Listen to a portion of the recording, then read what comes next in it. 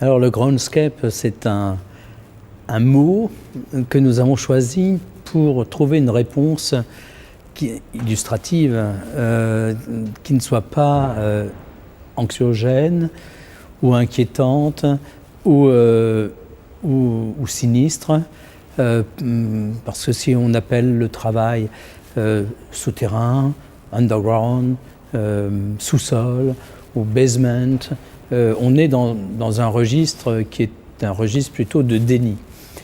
Alors que le groundscape, c'est le paysage du sol, comme le landscape, c'est un peu son opposé, si on peut dire.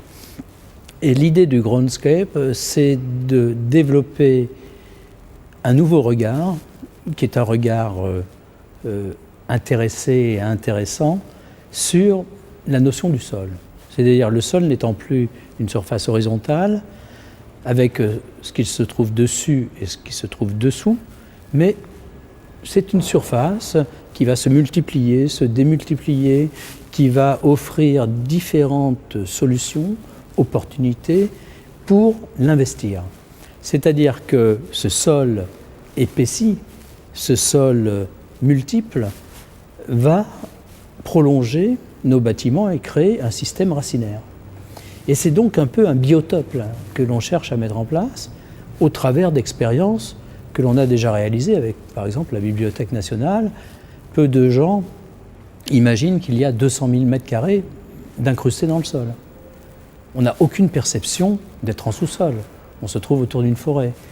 Ou bien l'université à Séoul, 100 000 mètres carrés. Ce sont des dimensions de bâtiments très très importantes.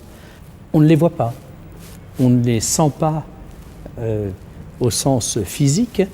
Par contre, ils apparaissent parce qu'ils produisent des paysages, des espaces publics, des vides, donc des perspectives, de l'air, du soleil, de la lumière.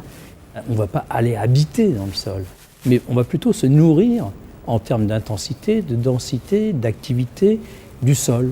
Et donc nos bâtiments ne s'arrêtent pas au niveau des rues. L'idée, c'est que nos bâtiments plongent dans cette substance dans laquelle il y a les transports, il y a tous les services, il y a des lieux de stockage, mais il y a aussi des lieux de vie. Et ces lieux de vie vont se multiplier de plus en plus parce que nos villes ne peuvent pas s'étendre à l'horizontale éternellement.